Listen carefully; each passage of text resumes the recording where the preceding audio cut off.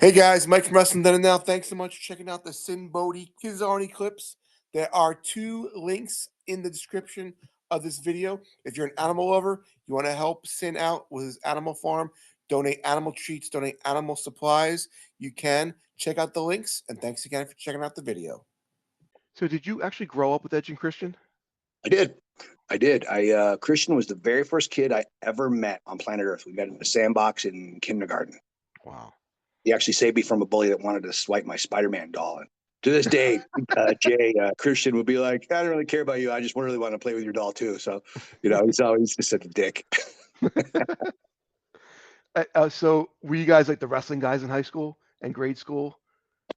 So we were kind of like we're buddies and kind of passed through each other's lives a little bit, like in public school.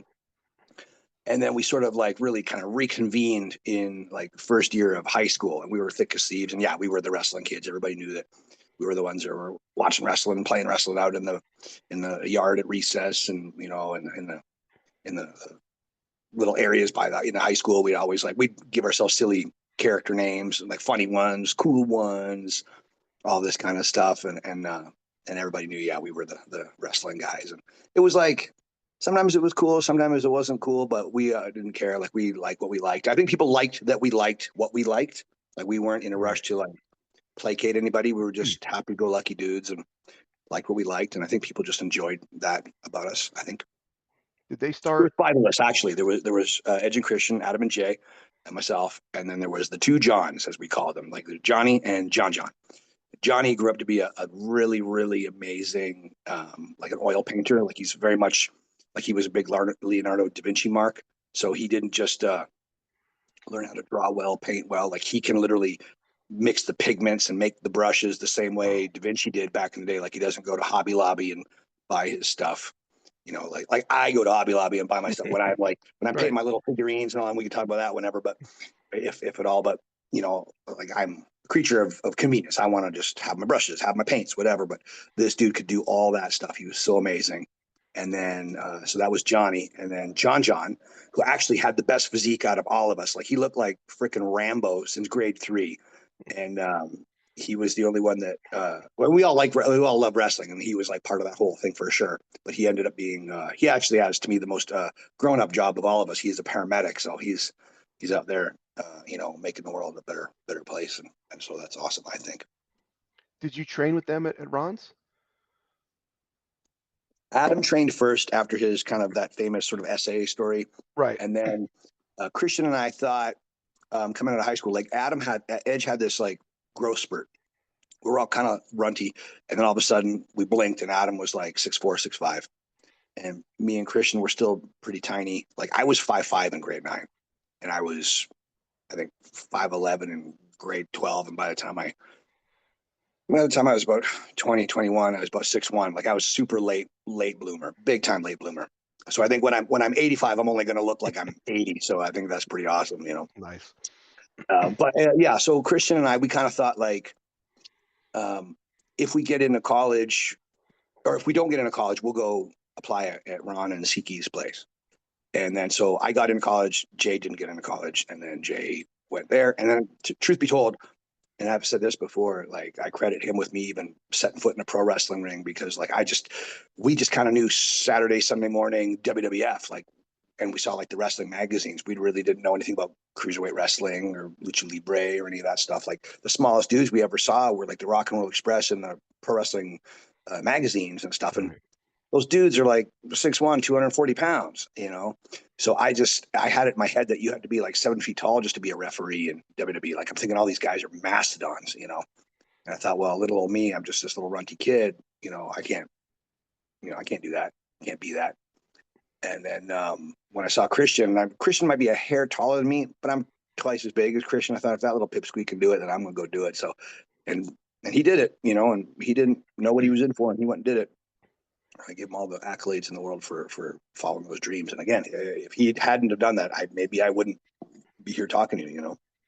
Christian always tells a famous story that he got his developmental deal, but he told the WWE before camp that he had wanted to do an indie show the Saturday night. He wanted to keep his commitments, and he said like JR really respected that, so they drove them. Yeah. He drove them to the show.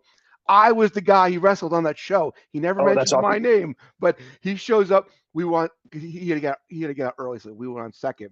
He came in. The first match was already in the ring, and we were on number 2. What's your finish? We went out there, and I just found that match on YouTube. I'll send it to you if you want to check it out one Please. day. I'll send it to him too. He'll probably get a big kick out of that. So. Please tell him I said hello. Great I guy. will.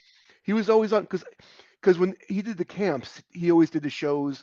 I don't know if you know like PCW or ECWA, like the big shows in the Northeast, and I was always on them. So I got to be around him and Test and all those guys before. Not Adam, but Christian and Test before they went up to the main roster. But they were signed. Nice. Great dude. Yeah, I like that they're just starting to do that again. Now they're kind of letting, the TV guys kind of go to their alma mater sort of places and or shows that they kind of have a fancy, towards whatever, which is mostly, I think, their alma maters kind of a thing. Yeah. So I think that's really cool. I think Triple H steering the ship is a cool deal, and him taking the company in new directions, and even stuff like that, like letting the guys kind of go home again, and do those little kind of personal things. I think that's super cool. Yeah. Let's plug your stuff. Okay. Social media is my Facebook, my Twitter, my Instagram is all Sinn Bodhi, SINNBODHI. So if promoters want to book me for an appearance, to wrestle, to do a seminar, happy to do any of that stuff. I do it all the time. I fly out somewhere and I wrestle and do a seminar just about every weekend, someplace, somewhere. And then also too, I make the custom LJNs. So like the rubber wrestlers, the figures, about the 8-inch figures from the 80s. I kind of make sort of modern versions, more of a history. Like I'll make the ones that I kind of want to make, and then fans or other indie guys will be like, "Oh, that's cool what you made. Could you make one of me or my buddy or my husband or my wife or my whatever?" And I'll say, "Yes, I can." And that's kind of where I kind of make my money off the figures, is not making a nostalgic figure from that I like. It's more like showing that off, and then fans or more indie guys saying, "Could you make one of me?" So I'll make the money doing mostly that. So if you want an LJN figure of yourself or your favorite wrestler or your buddy or whoever it is, send me a message. Happy to do it. And just about all the profits from any of the things I just mentioned, whether I'm wrestling or doing seminars or making the LJN figures, besides keeping the lights on and the food in the fridge, that money goes to feeding our animals here at our little funny farm on the edge of Death Valley, just outside of Las Vegas. So we've got chickens and goats, turkeys, ducks. I got a giant tortoise about the size of a lawnmower. I've got a mini Texas Longhorn walking around my backyard. I've got dogs, cats, one of Jake the Snake's wrestling snakes. I've got all sorts of critters. The wildest of beasts are my wife and my daughter, so they're all here. Everybody, all the wild critters are here.